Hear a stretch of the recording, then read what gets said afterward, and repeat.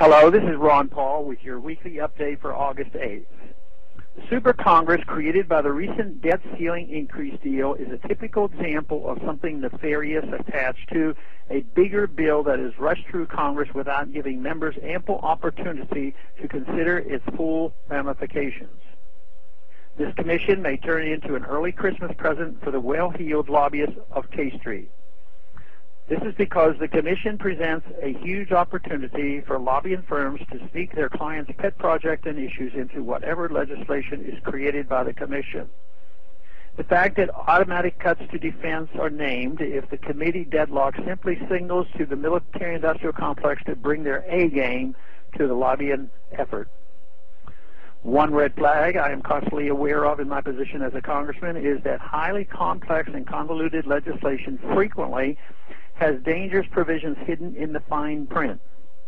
Elaborate legislative packages force lawmakers to take the bad with the good, and often if they refuse, they are accused of voting against the positive provision, never mind the blatant constitutional violations in the bill, the spending, the waste, and the unchecked expansion of government.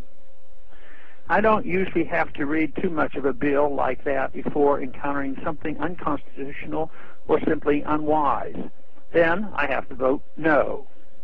That doesn't seem to be the case with the majority of legislators, unfortunately. In order to ram through one special interest favorable treatment or give away a certain amount of horse trading is done. The end result is mammoth bills with myriads of unrelated provisions that favor those with the best lobbyists at the expense of everyone else.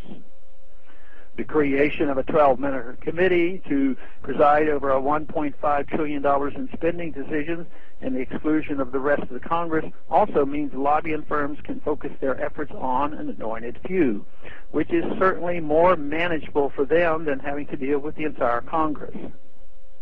Every cut considered will, of course, have a recipient on the other end whose livelihood is being threatened. The probable outcome is that any cuts realized will be more a function of lobbying prowess than the merits or demerits of the actual programs on the chopping block. Make no mistake, I am enthusiastically for cutting government spending. The goal should be to eventually reduce government down to the size and scope of its constitutional limitations. However, the process of getting there must also be constitutional.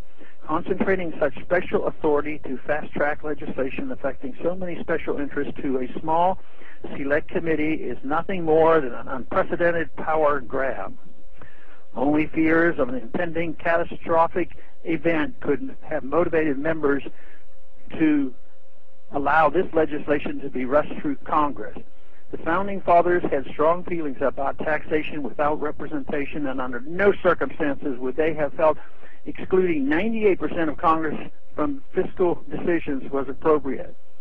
I see nothing good coming out of this Super Congress. I suspect it will be highly vulnerable to corruption and special interest. No benefit can come from such a careless disregard of the Founders' design. Thanks for calling this update. A new update is placed on this number, 888-322-1414, every Monday.